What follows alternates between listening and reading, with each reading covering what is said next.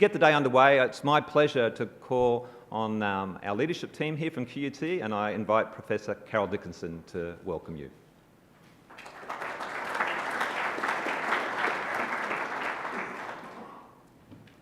Well, good morning and welcome to QUT and possibly to Australia for the first time for some of you.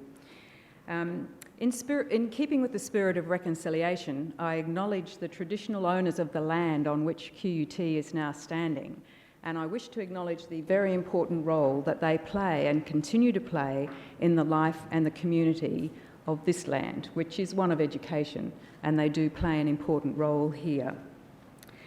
Deputy Premier and Minister for Infrastructure, Local Government and Planning, and Minister for Trade and Investment, the Honourable Jackie Trad, the Consul General for the Kingdom of the Netherlands, Dr. Willem Kozijn, and distinguished guests, good morning. I'm sorry I can't see you over the screen there.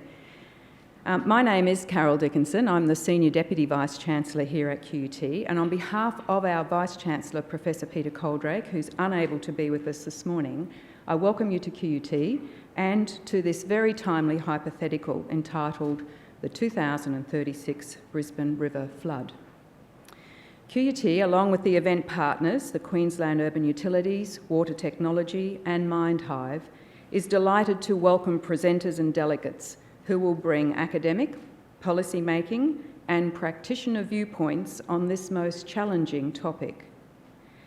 QUT badges itself as a university for the real world. What could be more relevant and important when we consider the future of our lovely city than today's focus? Here at QUT, with our riverside location, the Brisbane floods of both 1974 and 2011 impacted very significantly on the operations of our university, and our experiences during those times certainly have led to many changes in the design and planning of our buildings, including this one that we're in today, which was built after that. I was the chair of the crisis management team during the 2011 floods, and so that experience of looking at how we would respond to that will always stay with me.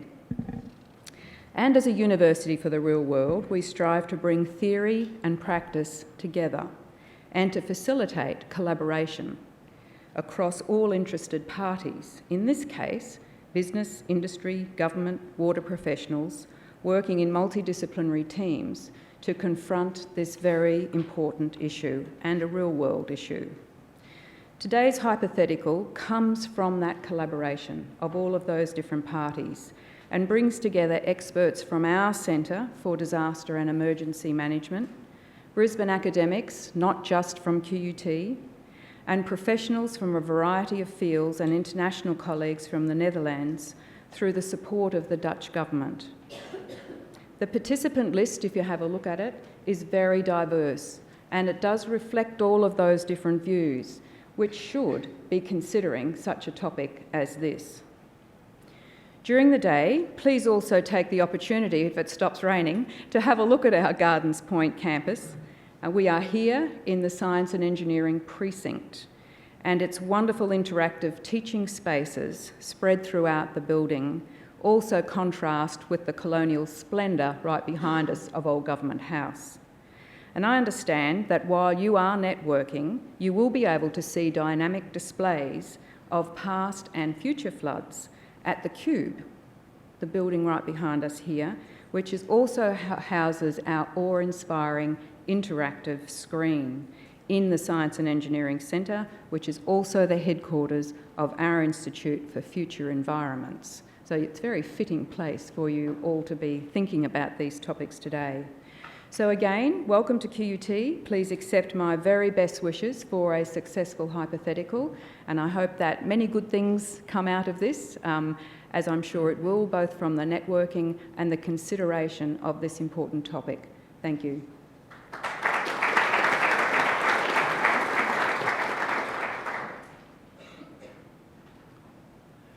Good morning. My name is David Fagan. I'm the Director of Corporate Transition at QUT. It's been my pleasure to work with Pete Follett on putting together this event, which has attracted a great deal of interest, and I will speak later. But right now it's my pleasure to introduce you to the Deputy Premier, the Minister for Local Government and Planning, the Minister for Infrastructure, the Minister for Trade and Investment, almost a modern-day Minister for everything, Jackie Trad, who enthusiastically accepted our invitation to come and open these deliberations. Jackie knows these issues very well, even after just a few years in the Queensland Parliament. Certainly her electorate was in the heart of the area that was most affected by the most recent major event. Please welcome Jackie Trad.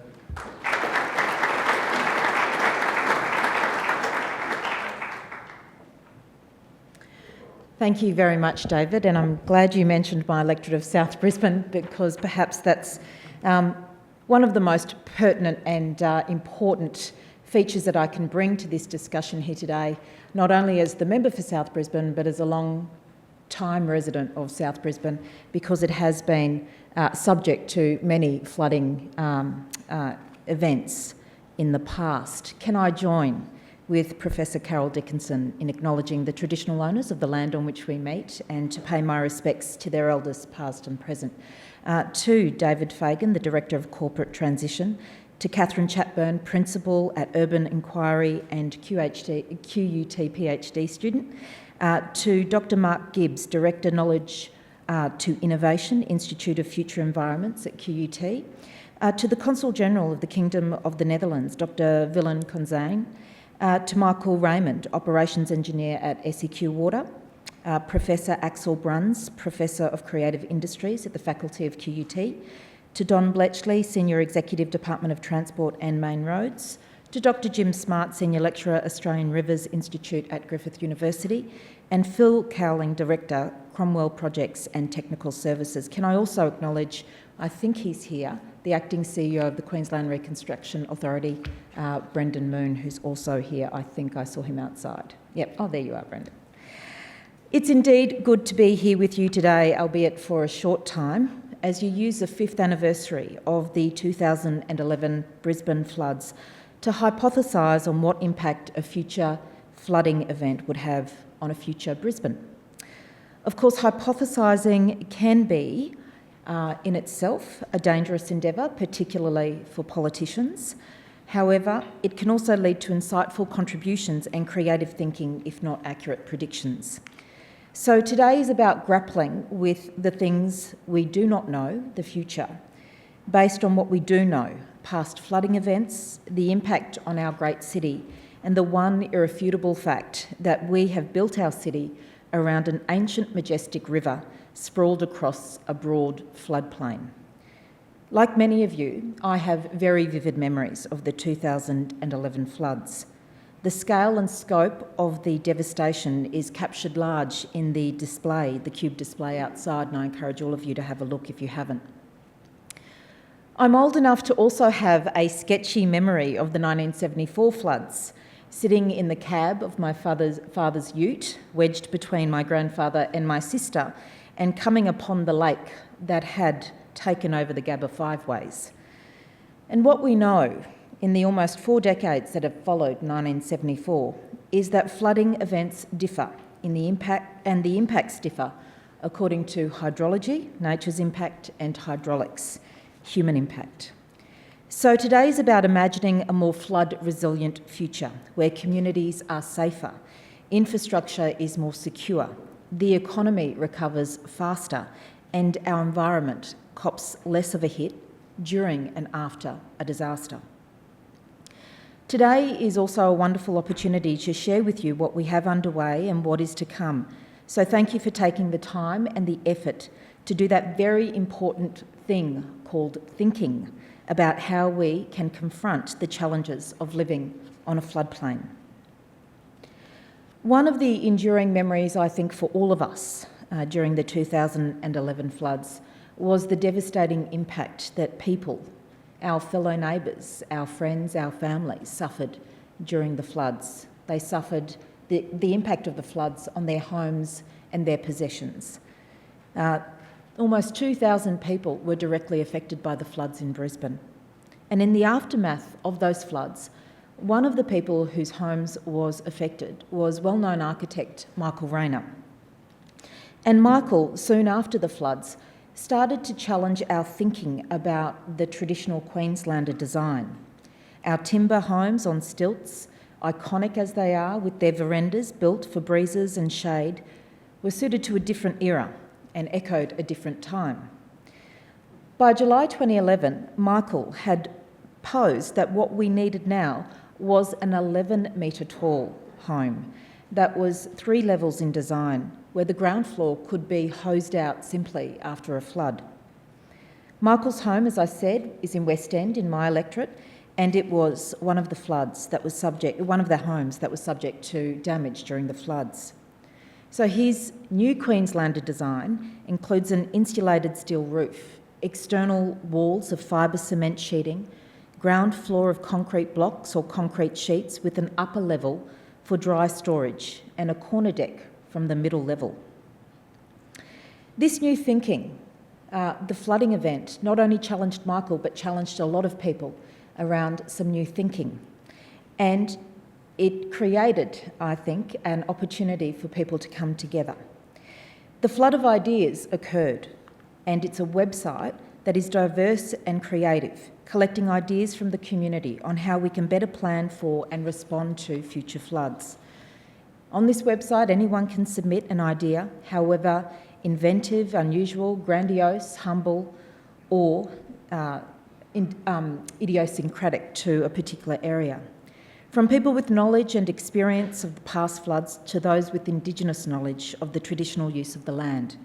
Flood of Ideas is designed to draw on the shared wisdom and experience in the community and broaden the public debate around floods and how we respond to floods. Ideas might include infrastructure solutions, a new building design or a policy idea, or a way we can address the emotional fallout. Community expectations have certainly changed over time, and I think largely because we have a lower threshold to risk nowadays. We expect, and quite rightly, to live in a safe community. We expect to be informed. We expect a level of service from government both outside and during a disaster, and quite rightly. The appetite to be informed is insatiable, and I think we saw that particularly during the 2011 floods and subsequent natural disasters that have impacted Queensland since. People know more, and nowadays they want to know even more, and in real time. We arm ourselves with disaster knowledge, flood maps, the bomb radar, Facebook, apps, Twitter, media and storm chaser videos. We have more to lose these days, more possessions, cars, furniture, expensive property. The summer of sorrow caused an unprecedented level of damage, emotional damage, economic damage, environmental damage and financial damage. The cost of damage to public infrastructure alone during 2011 was $6.6 billion, which in size and scale was the largest reconstruction effort in Queensland's history. This led to the creation of the Queensland Reconstruction Authority to oversee this mammoth task. And I want to acknowledge the great work that the QRA has done subsequently, not just in reconstruction, but in leading policy thinking and also how we can create a more resilient Queensland, not just a more resilient Brisbane, but a much more resilient Queensland with much better resilient infrastructure built to replace that infrastructure that has been washed away or damaged in cyclones. And today, as we enjoy the rain that's breaking up the oppressive heat outside, even today in many parts of the state where they're battling severe drought, the northwest is experiencing flooding rains.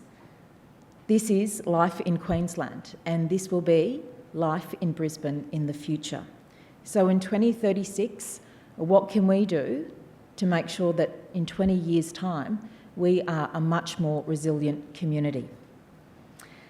Recently, I had the very great honour of meeting Sir Bob Parker.